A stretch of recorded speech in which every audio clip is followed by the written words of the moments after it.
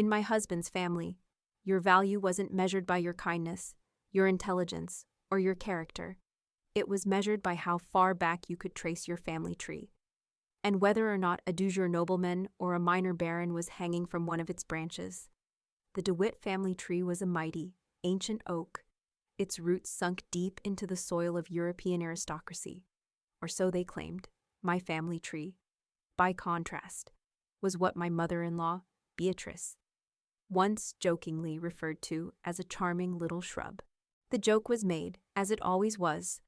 At their annual Christmas Eve dinner, Beatrice was holding court, a glass of sherry in her hand, explaining to a captivated audience of her equally snobbish friends how her son, my husband James, was a direct, if somewhat distant, descendant of the noble MacLeod clan of Scotland. The bloodline is so pure, so unbroken, she'd said, her eyes sweeping the room before they landed on me with a look of pitying amusement, which is why it's so refreshing to have dear Catherine join our family. She brings a certain rustic simplicity to the gene pool. Her ancestors, I believe, were farmers and plumbers from Cork. It's a testament to my James's democratic spirit, isn't it? Her friends had laughed, a polite tinkling sound that was as sharp and as cold as breaking glass. And my husband, my kind, loving, and deeply conditioned husband, had just smiled weakly and squeezed my hand under the table, his silent, familiar plea. Just let it go, Cat, it's not worth the fight. Have you ever felt like you weren't good enough for your partner's family? Like you were constantly being judged on a scorecard you didn't even know existed? A test you were guaranteed to fail. It's an awful, soul-crushing feeling. Hit that like button if you believe love should be about who a person is, not who their great-great-great-grandfather was. Because my story is for you. When I fell in love with James DeWitt in college, I didn't fall in love with his family name or his trust fund. I fell in love with his quiet kindness, his brilliant mind, and the way he looked at me like I was the only person in the room.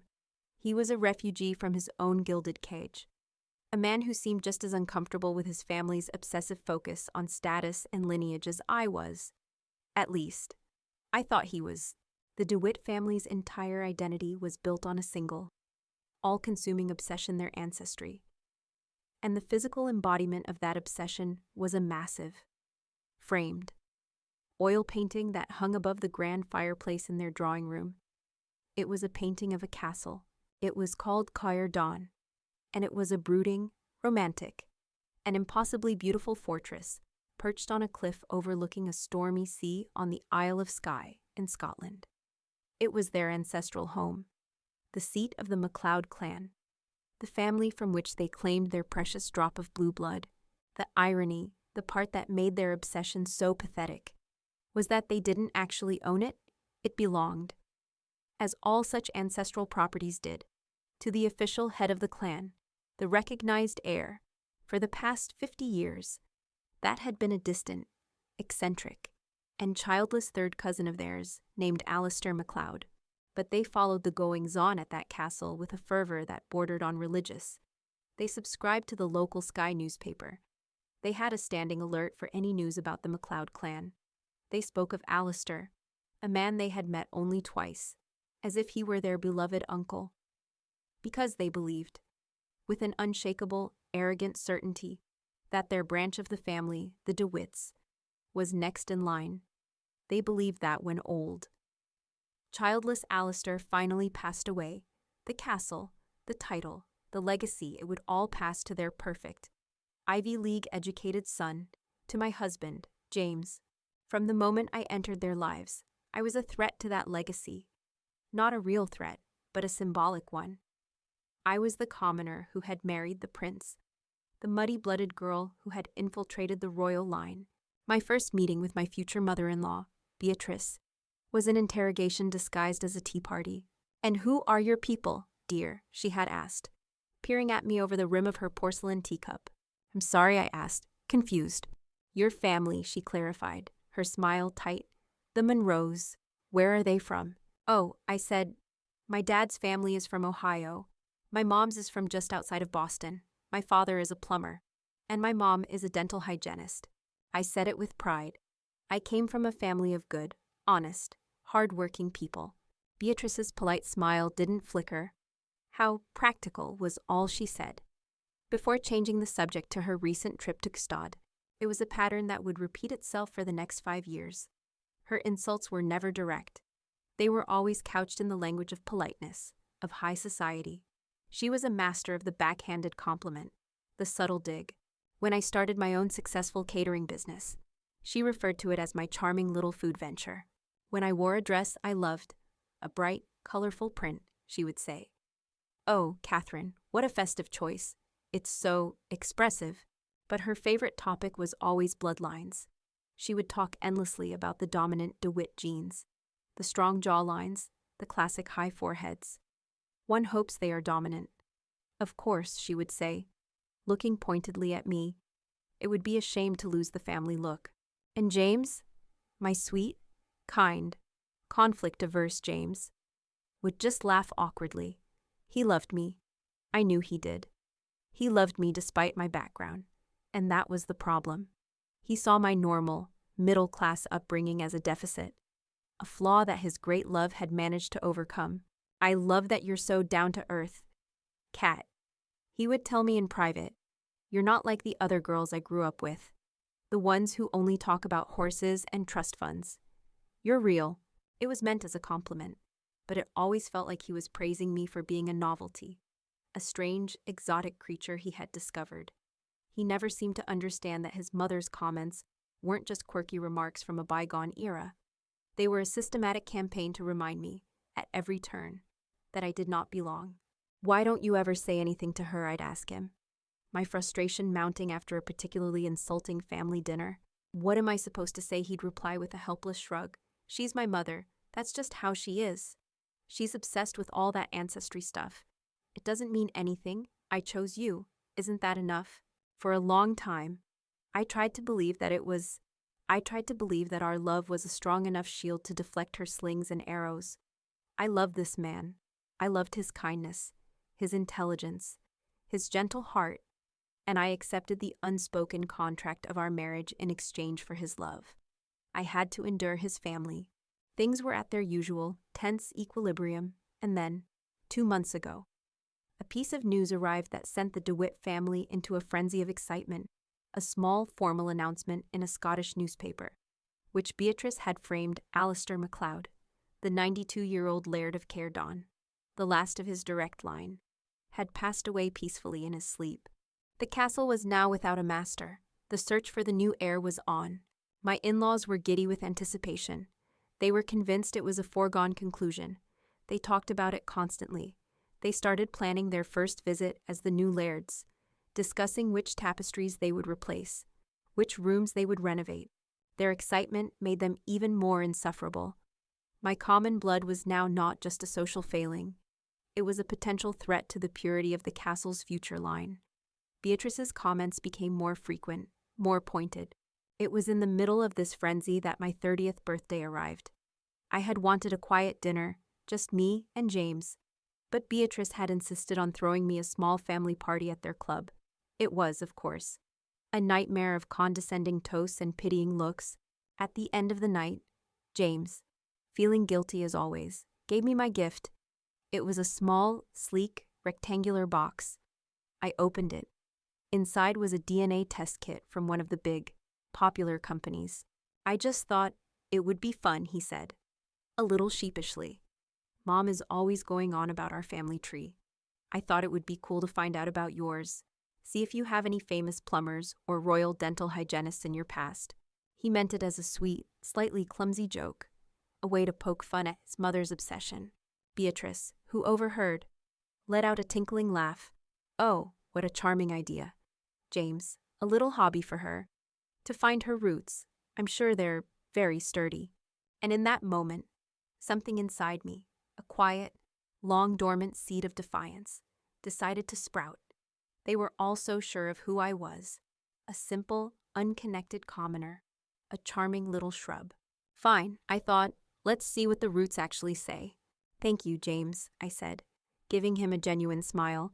"I think that's a wonderful idea. I can't wait to see what I find."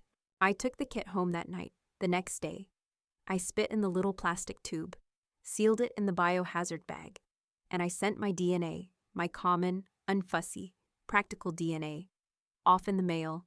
I didn't expect to find anything interesting. A little Irish here, a little English there. I was just doing it for fun, a harmless hobby. I had no idea that I had just mailed off a hand grenade that was about to blow up my entire life, and the entire, carefully constructed world of the DeWitt family. The results would come in 6 to 8 weeks, and they would change everything. I dropped the small square box containing my saliva sample into the blue mailbox at the end of our driveway on a bright Monday morning. It felt like a small, secret act of defiance, a $200 joke at my mother-in-law's expense. As I drove away, I smiled to myself, imagining the results coming back and confirming my status as the most profoundly, unremarkably common person to ever marry into the DeWitt family. I thought it would be a funny little story to tell. I had no idea that I had just mailed a grenade to my own life. For the next 6 weeks, life on the farm continued in its peaceful, predictable rhythm. A rhythm that was in stark contrast to the escalating frenzy at my in-laws' house. The news of Alistair MacLeod's death had lit a fire under them. Their obsession with their own lineage, which had always been a simmering, low-grade fever, had spiked into a full-blown mania. We went there for Sunday dinner, as we were obligated to do once a month, and I found that their formal dining room had been converted into a genealogical war room, massive. Hand-drawn family trees were taped to the damask wallpaper. Stacks of dusty books on Scottish heraldry were piled on the sideboard. My father-in-law, Richard, was on his laptop, cross-referencing census records, while my mother-in-law, Beatrice, was on the phone with a genealogist she had hired in Edinburgh. "Yes, that's right," she was saying, her voice sharp with importance. "The connection is through Lord Ion MacLeod, the third son of the fifth laird. His line moved to the colonies in the 1780s. The DeWitt connection comes in 2 generations later. It's a direct male line, unbroken. That makes my son, James, the most viable claimant." She sounded like she was planning a corporate takeover, not tracing a family history. The dinner conversation was unbearable. It was a dense, impenetrable fog of lords and lairds and ladies. They spoke of 100-year-old ancestors as if they were intimate friends. They debated the legal nuances of 18th century Scottish inheritance law. They were completely, utterly consumed. They barely spoke to me all evening, for which I was grateful. When Beatrice finally did acknowledge my presence, it was with her usual, devastating politeness. "Oh, Catherine, dear," she said, looking up from a large leather-bound book as if just noticing me. "Did you ever get the results from that charming little spit test? Did you discover you're related to a particularly esteemed potato farmer, perhaps?"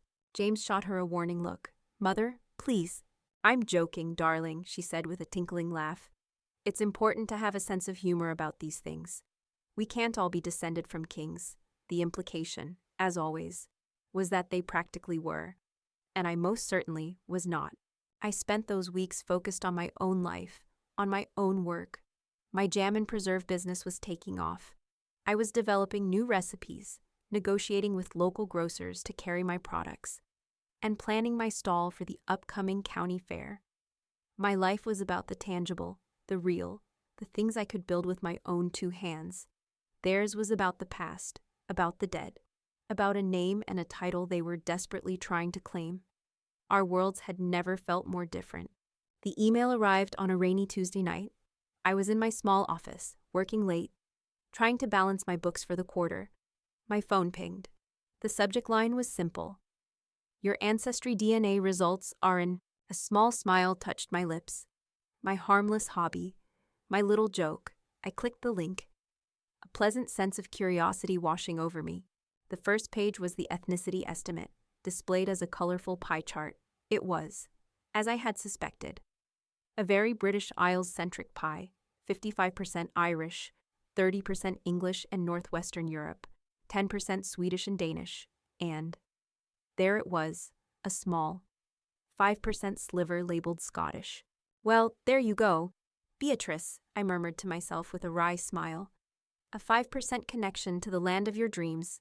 You must be so thrilled for me." I was about to close the window, my curiosity satisfied, but then I saw another tab at the top of the page. It was labeled DNA Relatives. I clicked on it, mostly out of boredom. The page loaded with a long list of names: fourth cousins, fifth cousins, sixth cousins. People with names like Murphy and Kelly and O'Connell and Smith. It was a digital sea of my own unremarkable, common heritage.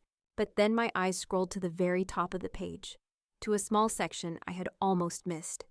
It was labeled Close Relative Matches, and there was a single name there, a name that made my blood run cold: Angus MacLeod. I stared at the name, MacLeod. It had to be a coincidence. It was a common enough Scottish name. But the other information on the line made my heart start to pound a slow, heavy, nervous rhythm. Predicted relationship second-third cousin, shared DNA 247 cm across 13 segments. I wasn't a geneticist, but I knew that was a lot. That was not a distant, meaningless connection. That was a close relative. My hand was shaking as I clicked on his name, opening his public profile. It was sparse, but what was there was a bombshell. His profile picture was of an old, smiling man with kind eyes, standing in front of a stone wall that looked very, very old. And his family tree, the one he had made public, was a dense thicket of a single name, repeated over and over again.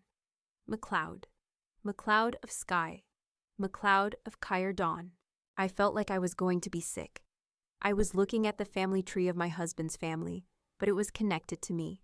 I scrolled down to the feature that showed our likely shared ancestors. The website's algorithm had identified a single, high-confidence link: a common great-great-grandmother. My great-great-grandmother, on my mother's side, was a woman I knew well from family stories.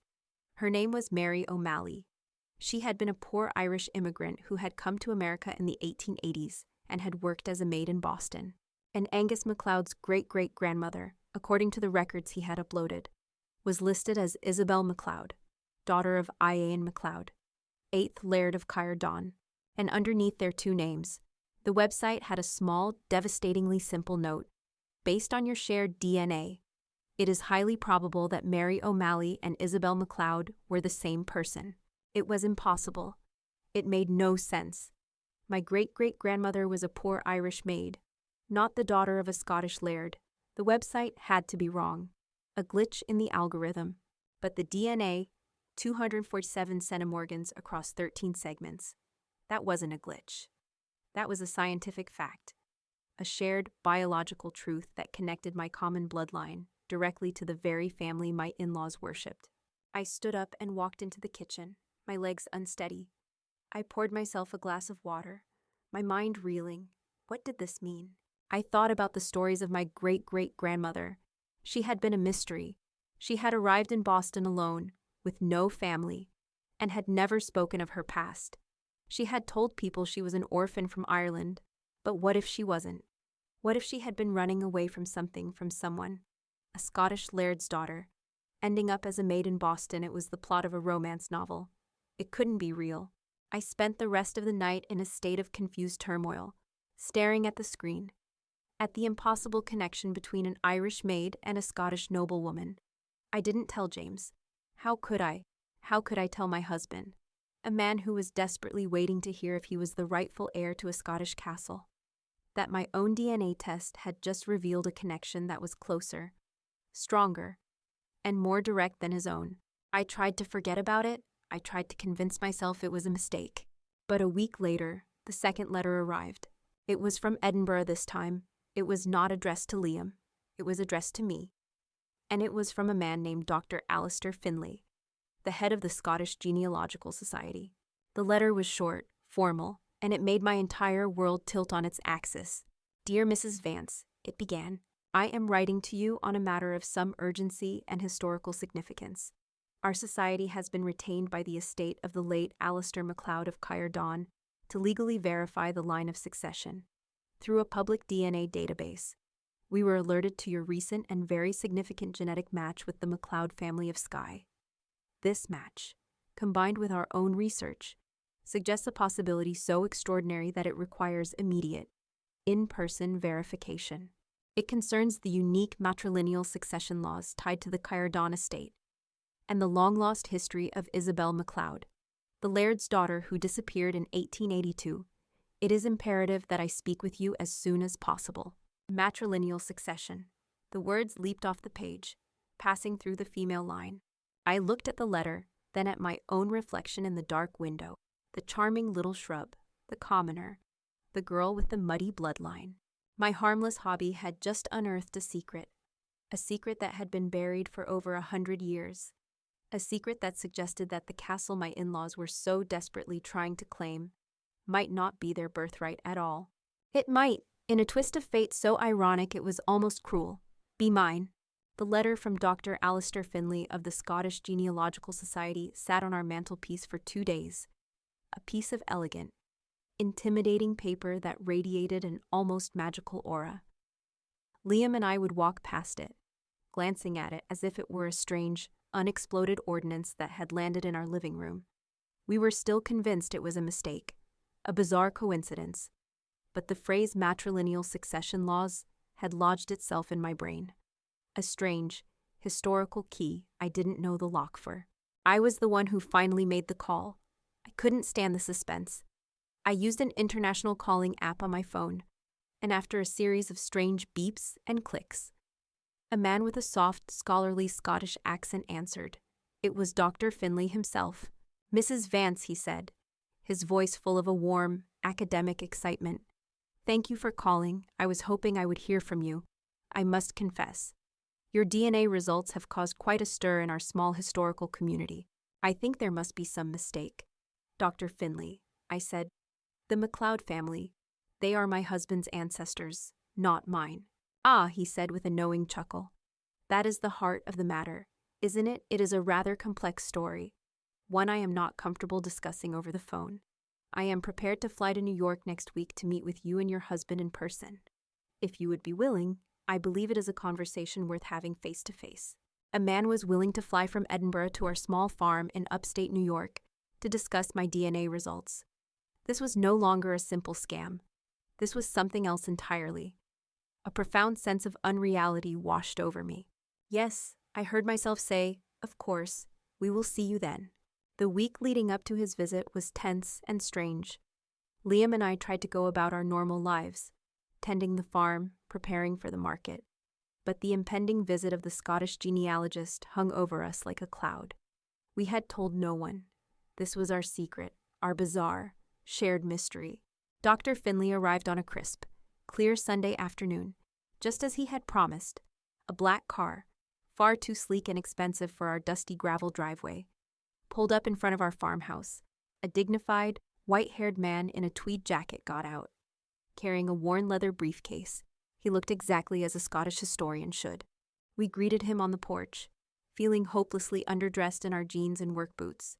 We sat at our kitchen table, the same table where we shelled peas and sorted seeds, and I served him tea in my mother's old ceramic mugs. He got straight to the point.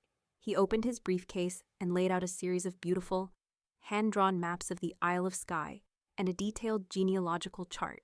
"Mrs. Vance," he began, his kind eyes fixed on me. "Let us begin with what you know. You know, from your DNA results, that you are a close genetic match to the MacLeod clan of Skye." "Yes," I said, "a second or third cousin to a man named Angus MacLeod. It's my husband's family who are the direct descendants. Though, ah," he said again, a small, sad smile on his face. "That is the great, century-old misunderstanding. Your husband's family, the DeWitts, are indeed descended from the MacLeods, but they are descended from a junior male line, a line that has no legal claim to the Caerdon estate itself." James and I looked at each other, confused. Dr. Finlay then told us a story about a castle and a king and a very, very stubborn young woman. "Caerdon," he explained, "is a unique property. Its original charter was granted by King James IV of Scotland in 1490, and the laird of the clan at the time, a man named Sumas MacLeod, had only one child, a daughter, named Isabel. He adored her, and he was determined that she, and her female descendants, would always be the masters of Caerdon, so he had a clause written into the royal charter, a clause that has been upheld by Scottish law for over 500 years. He slid a beautiful, illuminated copy of a very old document across the table. The language was archaic, but the meaning was clear. "It is a matrilineal succession clause," he said. It stipulates that the castle and its immediate lands must always pass not to the oldest male heir, but to the most direct, unbroken female line descendant of Laird Sumas. It can only pass to a man if the female line dies out completely. My heart began to pound a slow, heavy rhythm. Your husband's family, he continued, pointing to a branch on the family tree, is descended from Laird Sumas's younger brother. They have the blood, yes, but they do not have the legal claim to the property itself. That has always, and must always, belong to the daughters. He then told us the story of my great-great-grandmother, or rather, the story of Lady Isabel MacLeod, the woman I had known as Mary O'Malley. She was born in 1862, the sole surviving child of the Laird of Caerdon. By law, she was the heir to the castle. She was a wild, intelligent, and fiercely independent young woman who scandalized her family by falling in love with a commoner, a handsome stable hand who worked at the castle. Her father forbade the match and arranged for her to marry a neighboring, elderly lord. But Isabel, my ancestor, was a rebel. On the night before her wedding, she and her stable hand lover disappeared. They stole away, taking with them a small bag of clothes and her mother's pearl necklace. They left a note saying they were fleeing to America to start a new life. And then, they vanished from history. Her family was shamed, Dr. Finlay explained. They put out the story that she had been lost at sea, that she had died, childless. It was easier than admitting their heir had run off with a servant, with Isabel believed dead, and no other women in the direct line. The ownership of the castle then passed sideways, to her uncle's line, the line that would eventually lead to your husband's family. They became the caretakers of the legacy, but they were never the true, legal owners under the original charter. But Isabel didn't die, I whispered, my mind reeling. No, Dr. Finlay said, his eyes shining. She did not. She and her lover made it to Boston, to protect herself, to ensure her family would never find her. She changed her name, the fiery Scottish noblewoman, Lady Isabel MacLeod, became a poor, humble Irish maid named Mary O'Malley, and she never spoke of her past again. He slid another document across the table. It was a copy of a marriage certificate from Boston, dated 1885, between Mary O'Malley and a man named Sean Connolly, my great-great-grandparents. We have been searching for her line for years, Dr. Finlay said. The legend of the Lost Lady of Caerdon is well known to Scottish historians. We had managed to trace her daughter, my grandmother, through public records. But then the trail went cold, until you, Mrs. Vance, spit into a plastic tube and sent your DNA to a public database. He looked at me, his face full of a historian's triumphant glee. Your DNA was the final, missing piece of the puzzle, the keystone that locked a century-old mystery into place. It proved, without a shadow of a doubt, that you, Catherine Monroe Vance, are the great-great-granddaughter and the last living direct descendant of Lady Isabel MacLeod of Caerdon. He stood up from our kitchen table. He gave me a small, formal bow. As such, he said, his voice now full of a new, profound respect, it is my distinct honor to inform you that, by the ancient and unbreakable laws of the Kingdom of Scotland, you are the sole, legal, and rightful heir to the entire Caerdon estate, the castle, the lands, the title. It all belongs to you, my lady. The world just stopped. I looked at my husband. James was staring at me, his face a perfect blank mask of shock. His entire life, his entire family's identity, was built on a dream that had just been handed to me. The commoner, the woman with the muddy bloodline. He wasn't the heir. I was. I started to laugh. It was a wild, hysterical, and slightly unhinged sound. The sheer, glorious, and utterly devastating irony of it all was too much to bear. My mother-in-law, Beatrice, the woman who had spent 5 years mocking my charming little shrub of a family tree, had been worshipping at the foot of the wrong god. Her entire life's ambition, her obsession, her one true dream. It all belonged to me, the one person in the world she despised most. So, let me get this straight. My husband's family has spent generations obsessing over this castle, trying to prove their claim, and my great-great-grandma, a total badass apparently, ran away from it all, changed her name, and her line ended up with me, the one person they couldn't stand. You literally cannot write this stuff. Dr. Finlay left us with a new folder, one filled with legal documents proving my claim, my lineage, my inheritance.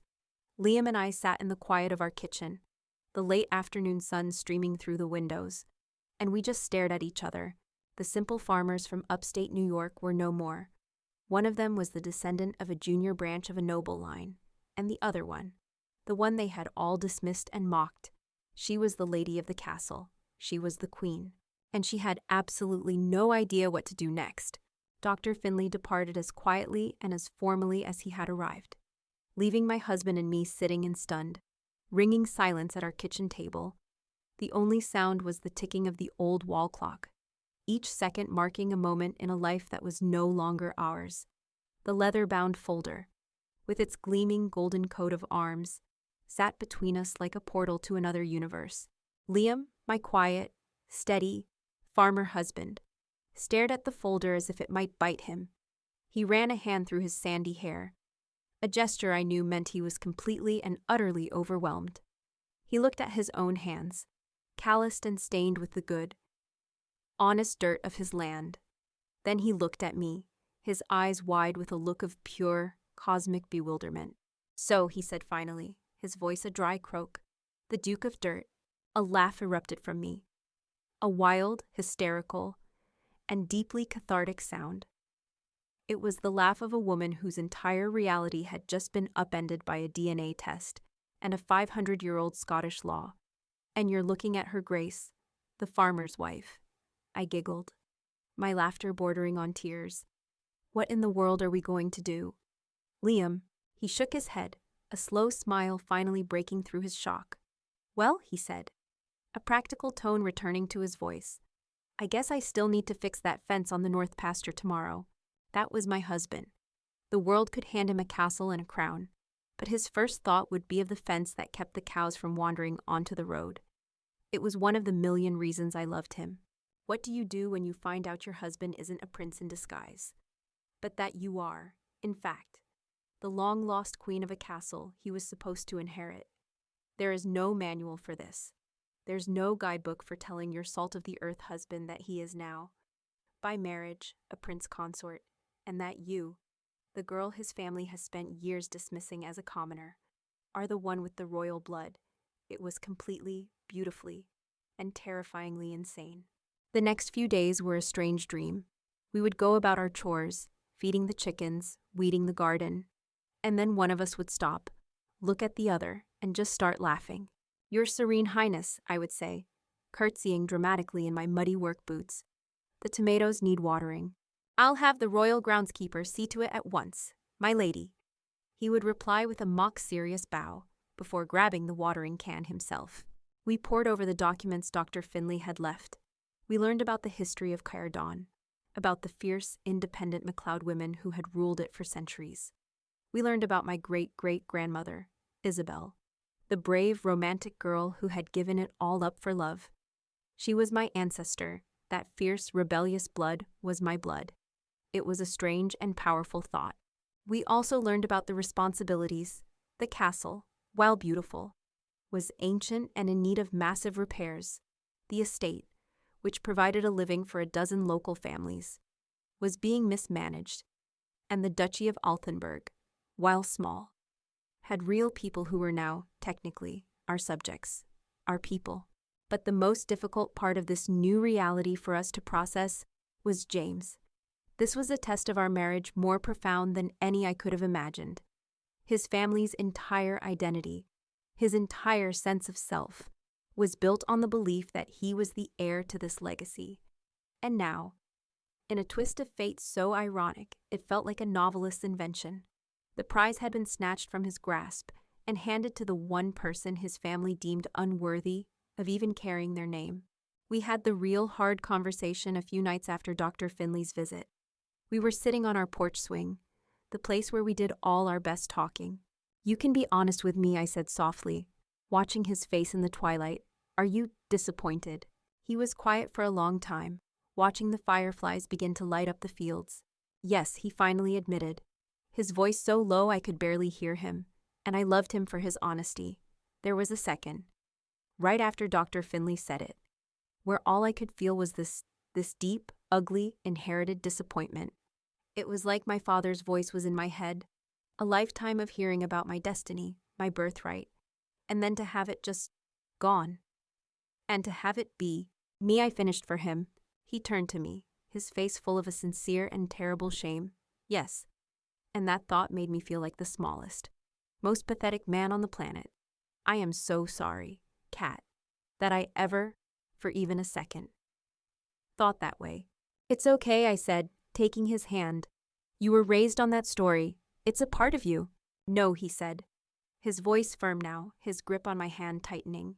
It's not, it's their story. My story. My story is the one I built here, with you. He looked at me, his eyes clear and full of a love that had nothing to do with castles or titles. And then I started to think about it, really think about it. And I realized this is the most hilarious, most perfect, most just thing that has ever happened. My mother, who has spent her entire life worshipping at the altar of bloodlines, being defeated by a DNA test, it's magnificent. A wide, genuine grin spread across his face. You, Catherine Monroe, the plumber's daughter from Ohio, are the Duchess of Altenburg, and I, James DeWitt, the man who was supposed to be the heir, am now just your arm candy, your prince consort. It's the greatest joke the universe has ever told, and I get to have a front row seat. In that moment, I knew we were going to be okay. He wasn't just my husband, he was my partner, my co-conspirator, and we were in this absurd, impossible situation together. The real world, in the form of my mother-in-law, intruded a few days later. She called me, her voice buzzing with a new, triumphant excitement. Catherine, dear, she trilled. Wonderful news. Our genealogist in Edinburgh has found something extraordinary. A distant male cousin, a MacLeod, died without issue in 1942, which makes our claim, James's claim, significantly stronger. He believes we will have a formal confirmation from the estate within the month. Can you believe it? After all these years, we are on the very cusp of our destiny. I listened to her, my hand over the phone's mouthpiece to stifle my laughter. She was so close to the truth, and yet so far away. That's wonderful news, Beatrice, I said, my voice a perfect imitation of mild interest. Indeed it is, she said. We are having our annual family dinner on Saturday to celebrate.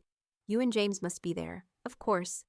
It is a night for the DeWitt family to celebrate its legacy. And that's when my own plan, a quiet, vengeful, and deeply satisfying plan, clicked into place. The laughter in my heart turned into a cold, hard resolve. I hung up the phone and turned to Liam. Beatrice is having a party to celebrate the fact that she thinks James is about to inherit the castle. Liam's eyes went wide. Oh no. Oh, yes, I said, a slow, dangerous smile spreading across my face. And we are going to go. And we are not going to say a single word about any of this until the perfect moment. Annie, what are you planning? He asked, a look of delicious apprehension on his face. For 5 years, James, I said, my voice quiet but full of a new, steely authority. I have sat at that woman's dinner table, and I have let her mock my family, my background, my common blood. I have smiled politely while she has insinuated that I am an unworthy gold digger who has trapped her precious son. I have endured her 1,000 tiny cuts with quiet dignity, but that ends on Saturday. I thought about the years of insults, the backhanded compliments, the endless soul-crushing snobbery, and I thought about the beautiful, perfect, poetic justice that had been handed to me by a rebellious Scottish ancestor and a tube of my own spit. This was not a truth to be delivered over the phone. This was a truth that needed to be served in person, a truth that needed to be unveiled in the heart of their own temple of arrogance. At the peak of their triumphant celebration, what do you do when life hands you the most perfect, most ironic, most satisfying revenge plot imaginable? I said to my husband, you don't rush it, you let it simmer, you set the stage, you prepare your props, and you wait for the perfect moment to pull back the curtain. My mother-in-law had been putting on a show for years. It was time for my premiere. We'll go to her dinner, I said, and we'll let her give her speeches. We'll let her toast to the future Laird of Caerdon, and then, at just the right moment, I am going to present her with a little genealogical discovery of my own. I was no longer the commoner trying to survive in their world. I was the queen of a castle they didn't even know was mine. And I was about to pay a visit to the peasants. Walking into my in-laws' house for their annual family dinner felt like stepping onto a stage for the final act of a long-running, tragic comedy. I was no longer the timid, apologetic daughter-in-law, desperate for their approval. I was a woman holding a royal flush, and I was about to play my hand. James was a rock beside me. The change in him since Dr. Finley's visit was profound. The weight of his family's expectations, a burden he had carried his entire life, had been lifted, and in its place was a new, lighter sense of self. He was no longer the reluctant heir to a legacy he didn't quite fit. He was just Liam's husband, and for the first time, that seemed to be enough for him. His loyalty was no longer divided. It was firmly, completely, and beautifully with me. We were a team, walking into the lion's den together. The house was, as always, a perfect, sterile museum of good taste. My mother-in-law, Beatrice, greeted us at the door, her face a mask of triumphant glee. She was practically vibrating with excitement. Her genealogist in Edinburgh had apparently found yet another tenuous link that, in her mind, solidified James's claim to Heir. She kissed the air next to my cheek, her perfume enveloping me in a cloud of expensive florals. "Catherine, dear," she said, her eyes glittering, "so glad you could make it. It is such a momentous night for the family." She looked me up and down, a small, pitying smile on her lips. "Don't you worry your pretty little head about all the legal talk tonight. It's all very complicated. I'm sure I'll manage to keep up," I said with a sweet smile of my own. The dinner was, as expected, insufferable. Beatrice and my father-in-law, Richard, held court, their conversation a dense fog of snobbery. They spoke of their upcoming, imaginary life as the new custodians of the castle. "The first thing we must do, of course, is restore the family portraits," Beatrice declared. Looking at James, "The line of succession must be clearly and prominently displayed. We will commission a new portrait of you, James, to be hung in the great hall, and the grounds," Richard added, swirling the wine in his glass. "They've been terribly neglected. We'll need to bring in a proper landscape architect, someone from England perhaps, to restore them to their former glory." He said this while looking directly at me. A subtle, but clear, dismissal of my own profession. They spent the next hour planning their fantasy life, dividing up rooms in a castle they would never own, making plans for a future that was not theirs, and with every word, they made sure to remind me of my own inadequacy. "It is a great responsibility, inheriting a title of this magnitude," Beatrice said, her gaze sweeping over me. "One must have the proper breeding, the proper sense of history and decorum, to carry it with dignity. It is not a role that just anyone could step into." I just ate my dinner, a small, serene smile on my face. I let them talk. I let them build their beautiful, fragile castle in the air. I knew that the higher they built it, the more spectacular it would be when I finally pulled the foundation out from under them. Finally, after the main course had been cleared, Richard stood up, his wineglass in his hand. He beamed down the table at his son. It was time for the toast. "Tonight," he began, his voice booming with pride, "we are on the cusp of history, the culmination of generations of DeWitt legacy. For years, we have been the faithful custodians of the MacLeod bloodline in this country, and now, the time has come for that loyalty to be rewarded. The time has come for a DeWitt to once again be the Laird of Heir." He raised his glass higher. "I give you my son, James, a man of character, of distinction, and the next, rightful, Laird of Heir. To the future of our family." To James, Beatrice, and the others chorused, their faces alight with victory. They all turned to James, their glasses raised. He just sat there, looking at me, a quiet, supportive smile on his face. Just as they were about to drink, I calmly cleared my throat. It was not a loud sound, but in the expectant silence, it was enough. Every head turned to me. My mother-in-law's expression soured, annoyed at my interruption of her perfect moment. "Excuse me," I said. my voice quiet but carrying a new, strange authority. I believe your toast might be a little premature. And I added, a small smile playing on my lips, I believe it is directed at the wrong person. A look of baffled fury crossed Beatrice's face. What on earth are you talking about, Catherine? Don't be ridiculous. I ignored her. I reached into my handbag and pulled out a slim, leather-bound folder. The folder Dr. Finley had given me. You've all spent a great deal of time and money researching the DeWitt family tree, I said, placing the folder on the table. And it is, indeed, a very impressive tree, but in your focus on your own branches, you seem to have neglected to look at another one, mine. I opened the folder. My hands were perfectly steady. I took out the first document. It was the report from the DNA testing company. As you all know, I said, my eyes finding Beatrice's. You so generously gifted me this DNA test for my birthday. To find out about my own charming little shrub of a family tree. Well, I got the results. And they were quite fascinating. I slid the paper across the polished table towards my father-in-law. As you can see, the results confirm that I am, as we all suspected, mostly of humble Irish and English stock, but there is a small, and very significant, 5% of my DNA that is Scottish. And the DNA relatives feature linked me, with 99.7% confidence, as a second to third cousin to a man named Angus MacLeod of Skye. Richard stared at the paper, his face a mask of confusion. So it's a coincidence, a distant relation. So I thought, I said pleasantly, until I received a letter from the Scottish Genealogical Society, and then a visit from their director, a man named Dr. Alistair Finley. I then took out the second document from my folder. It was the detailed report from Dr. Finley, complete with copies of birth certificates, marriage licenses, and a beautiful hand-drawn genealogical chart that made theirs look like a child's doodle. You see, I explained, my voice calm and pedagogical, as if I were a professor delivering a lecture. You were right about one thing.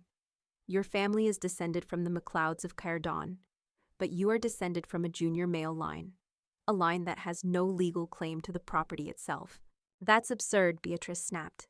Is it? I asked, because I have here a copy of the original royal charter for the Caerdon estate, granted by King James IV in 1490, and it contains a very specific, and legally unbreakable, matrilineal succession clause. The castle and its lands must always pass to the most direct, unbroken female descendant of the first laird. It can only pass to a man if the female line becomes extinct. I let that sink in. I watched as the color drained from Beatrice's face. The last person in that direct female line, I continued, my voice a quiet, relentless recitation of the truth, was a woman named Lady Isabel MacLeod. Your own genealogist probably told you about her, the laird's daughter who supposedly died at sea, childless, in 1882. She did die, Beatrice insisted, her voice a desperate whisper. No, I said, shaking my head slowly. She didn't. She faked her death. She ran away to America with a man she loved, a commoner, a stable hand, and to hide from her family forever, she changed her name. She became a poor Irish immigrant maid in Boston named Mary O'Malley. I paused, then delivered the final, beautiful, killing blow. Mary O'Malley was my great-great-grandmother. The silence that followed was the most satisfying sound I had ever heard. It was the sound of a lifetime of arrogance and snobbery imploding. I looked at my mother-in-law, at her horrified, disbelieving face. You spent my entire marriage mocking my common blood. Beatrice, you had no idea that the blood running through my veins, the blood of my common ancestors, was the only blood that actually mattered. The DNA doesn't lie. The law is the law. The castle is mine. Beatrice made a small, choking sound. Richard just stared at the documents, his face ashen. It was James who finally spoke, his voice calm and strong, siding with his wife.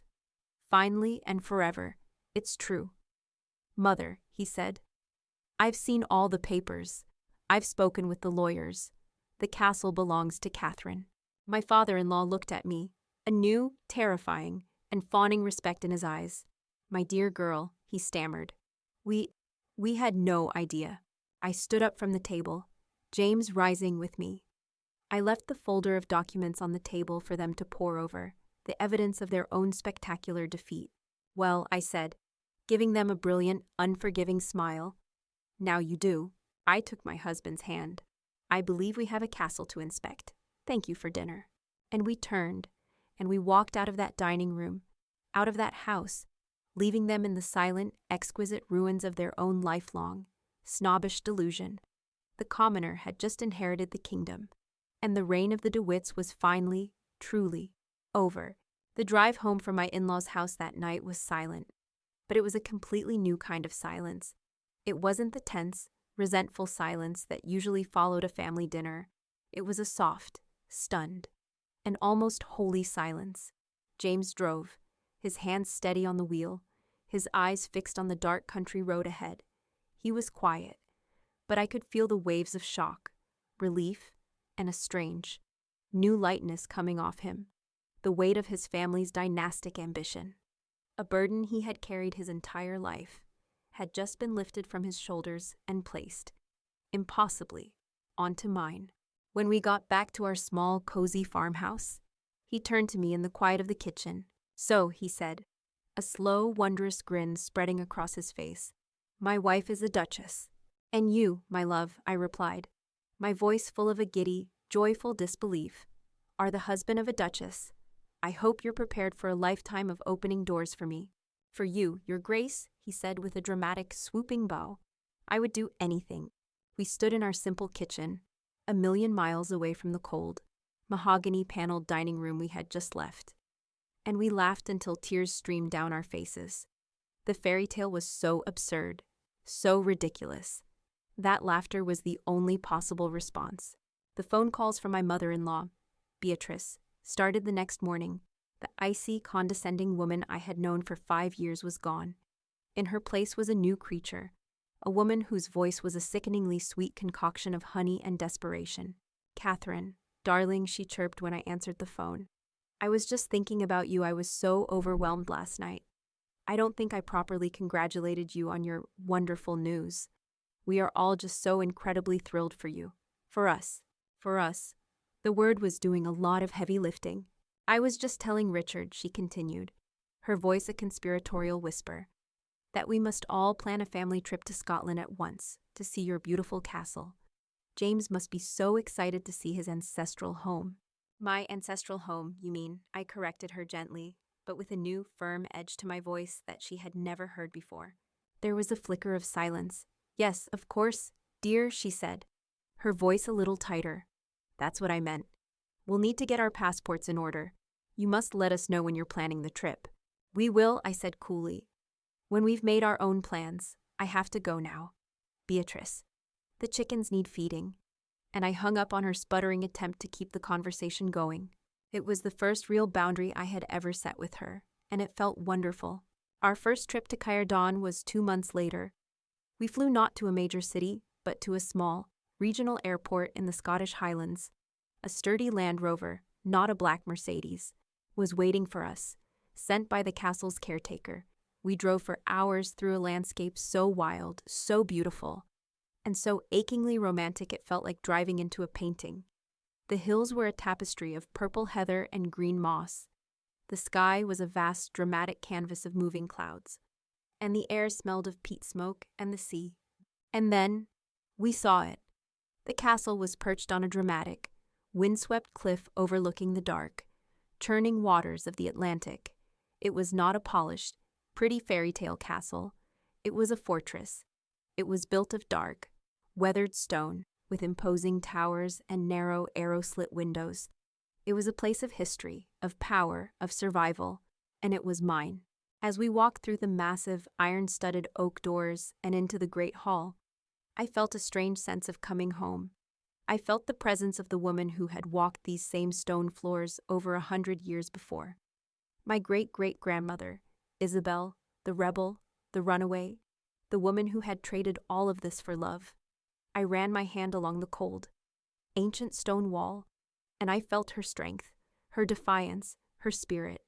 It was in my blood. James, my James, was quiet.